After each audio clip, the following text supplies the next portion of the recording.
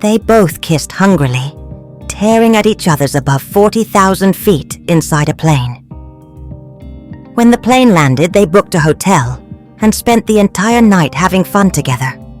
But when the rich lady woke up, she couldn't find the air hostess beside her. All of her money and jewelry were gone. Was this an elaborate trap set by the Spanish air hostess? The truth will shock you. Watch till the end to uncover the truth. Jessica Carter stepped onto the private first-class section bound for Madrid. At 34, she had built an empire, luxury real estate, high-end fashion investments, and a name that echoed in America's elite social circles. A flight attendant approached, smiling warmly. "Good evening, Miss Carter. Welcome aboard," she greeted. Jessica looked up and met the most mesmerizing pair of brown eyes she had ever seen.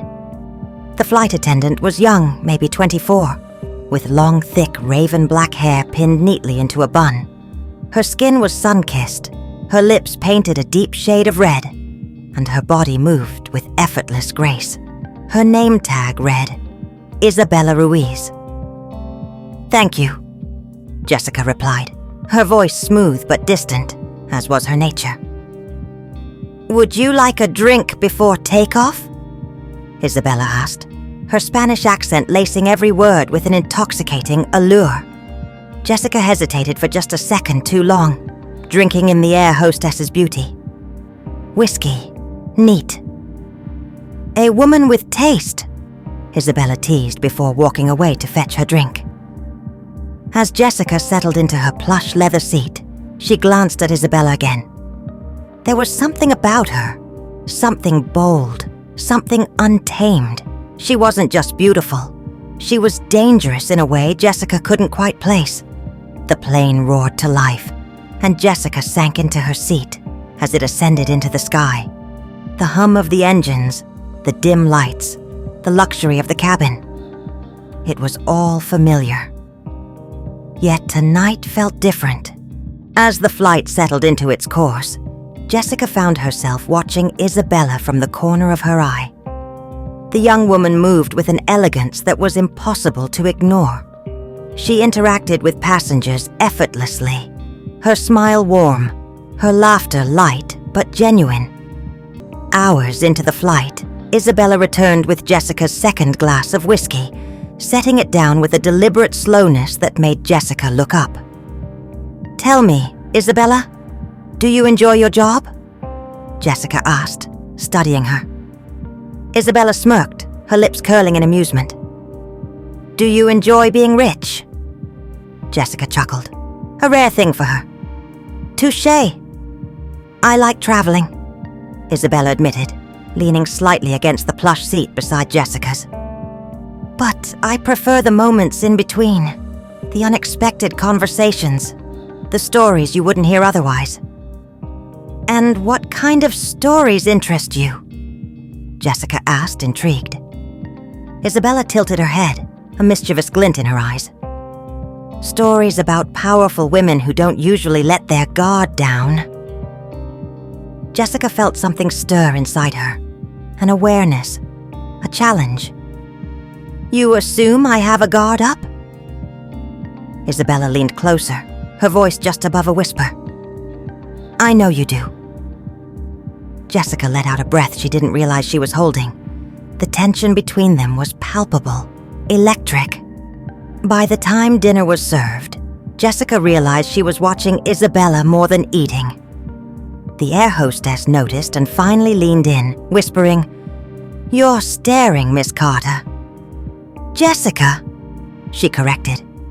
"And maybe I just like what I see."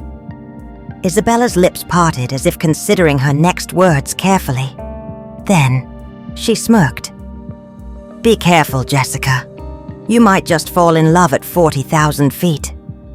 Jessica laughed lightly, but deep down, she felt something shift within her. The flight stretched into the night. As the lights dimmed, most passengers drifted into sleep. But Jessica and Isabella lingered near the bar in first class.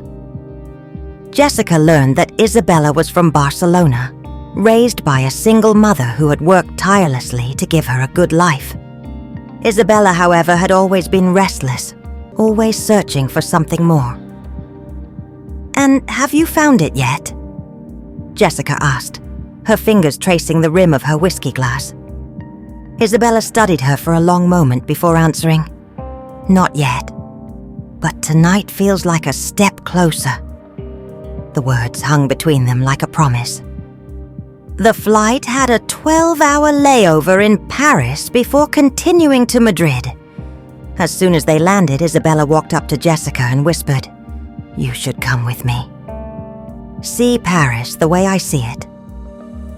Jessica, who was never impulsive, found herself saying, "Lead the way." Ditching her usual 5-star accommodations, Jessica followed Isabella through the cobblestone streets of Montmartre. They drank wine at a tiny cafe, danced to street musicians' melodies, and kissed under the soft glow of the Eiffel Tower. Jessica wasn't the kind of woman who let herself get swept away, but with Isabella, everything felt effortless. It felt real. As the night deepened, Isabella took Jessica's hand. "Let's get a room," she whispered against her ear. Jessica booked a luxury suite at Hotel Plaza Athénée. The moment the door shut behind them, the attraction between them exploded. They kissed hungrily. Jessica had been with women before, but none like Isabella. She was fire, wild, untamed, consuming. And for the first time in years, Jessica let herself burn. The sunlight streamed through the hotel window, casting a golden hue on Jessica's bare skin. She reached out for Isabella, but her hand met an empty sheet. Frowning, she sat up. Isabella was gone. Jessica's heart pounded. She scanned the room. Her Rolex? Gone. Diamond earrings? Missing. The stack of cash she always kept in her purse? Vanished. A lump formed in her throat. She had been played. Her mind raced. Was it all a setup? The flirtation, the charm, the incredible night? Was it all just a con? Jessica clenched her jaw, fury overtaking heartbreak. She was not a woman to be fooled. Isabella Ruiz had made a grave mistake. Jessica grabbed her phone and dialed a number. "Track down Isabella Ruiz, now!" Hours later, Jessica's team sent her an update. Isabella Ruiz had boarded a flight to Barcelona. But something didn't add up. Jessica flew there immediately, her instincts screaming that there was more to this than simple theft. Tracking Isabella down to a quiet, run-down hotel, Jessica burst into the room, only to find her crying, shaking, clutching a small silver locket. "Jessica!" Isabella gasped, startled. Jessica's eyes burned with fury. "Give me one good reason why I shouldn't call the police!" Tears rolled down Isabella's cheeks. "I didn't steal from you. I took your money and jewelry to save my brother. He's been kidnapped by men who wanted a ransom. They threatened to kill him. I had no choice." Jessica's breath hitched. "What?" Isabella pulled out her phone and showed Jessica a picture. A young boy, no older than 10, tied to a chair, terror in his eyes. "They told me I had until today.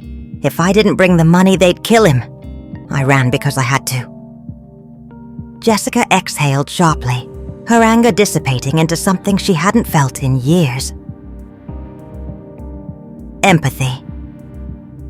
She stared at Isabella for a long moment before finally saying, "We're going to get your brother back, together. What happened to their love story? If you want part 2 on this, comment below. Also, subscribe the channel.